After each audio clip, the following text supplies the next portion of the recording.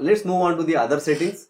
There are so many other settings, but you cannot play around with everything, but I will quickly walk you through with some things. Okay, so max length, obviously, it's very straightforward. It can, if you want only 100 characters, you can explain that way, that okay, don't, because this is directly affecting your money. That's why you need to handle this very well. And truncation means whatever input prompt you don't want, actually you can cut off it, or exceed the certain length. If there are very long prompts, you can truncate it to let's say 100 characters. Let's say your prompt is 200 words, you want it to be 50 words, you can use this truncation example. So repetition penalty means you can also set if your system should be repeated or not, how much it should repeat.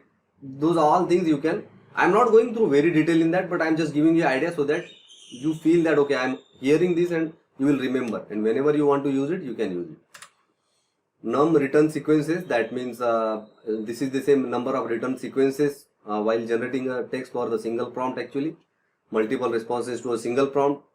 So if you increase it, number of sequences you increase, it can give you different responses, multiple responses for the single prompt only. Whatever prompt you are sending, you can give multiple options kind of.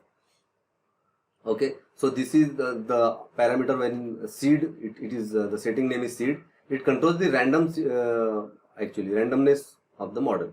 Okay, so it is possible to generate consistent output from the model, which can be useful for testing or debugging. Okay, so next is frequency penalty. So how frequently your text should be displayed or used, or if it should use infrequent words, means every word should be unique or multiple times, you can handle that over here. N-gram size, so it is nothing but a sequence of n words, actually. Larger n-grams can improve the coherence and consistency. So if you increase the n-gram size, it will be, again, consistency will be improved in that, actually. Okay, so this is beam search, actually, and here if you see, more coherent and natural sounding text will be responded.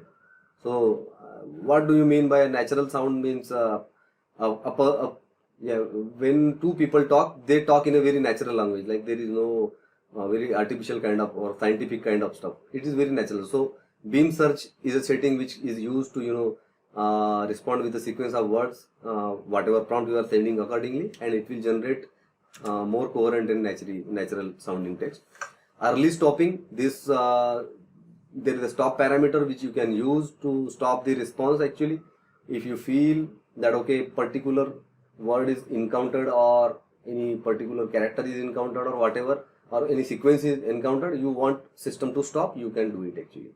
Okay, so diversity means the different this one. So if you provide the diversity setting, actually it is possible to generate that is more or less similar to the training data, which can be used in a variety of applications. Okay, so whatever system, whenever any system is taught, it is given one information is given in a different way with different parameters, like what is the log bias or temperature setting. That's why, so they have multiple options for one prompt, actually, and by playing around with these settings, we can get the different results.